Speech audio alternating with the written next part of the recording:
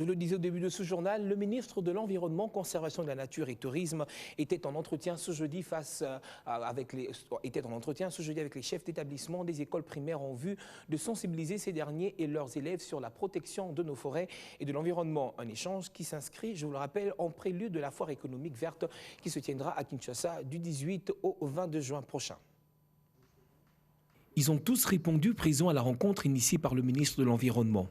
Eux, ce sont les chefs d'établissement des écoles primaires. L'objectif était de leur sensibiliser sur l'éducation du développement durable dans les écoles. Une sensibilisation qui précède ainsi la tenue à Kinshasa de la foire de l'économie verte en faveur des jeunes du 18 au 22 juin au Jardin botanique. Donc du 18 au 22, le ministère de l'Environnement, en partenariat avec Save Tomorrow, organisons la foire de l'économie verte.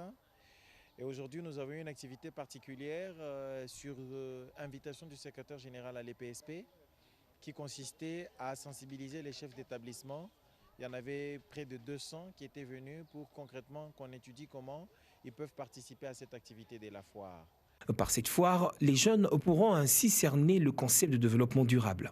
C'est que nous organisons la foire de l'économie verte pour pouvoir sensibiliser les enfants pour qu'ils puissent s'approprier les défis et les enjeux liés à une gestion durable des ressources forestières, parce que nous pensons que de toute la population de notre pays, la jeunesse constitue la frange la plus importante qu'il faut sensibiliser pour pouvoir garantir une gestion durable de notre pays dans l'avenir.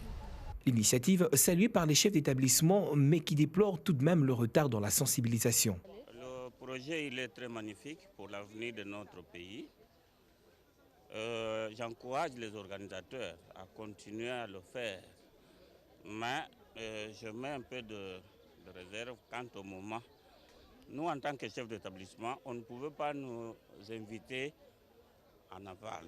Il fallait qu'on nous associe en amont pour étudier avec eux la faisabilité du projet. Rappelons que cette foire ouvre ses portes à tous ceux qui veulent assister pour permettre notamment à la jeunesse de mieux comprendre les enjeux de la sauvegarde de la forêt pour la bonne protection de celle-ci.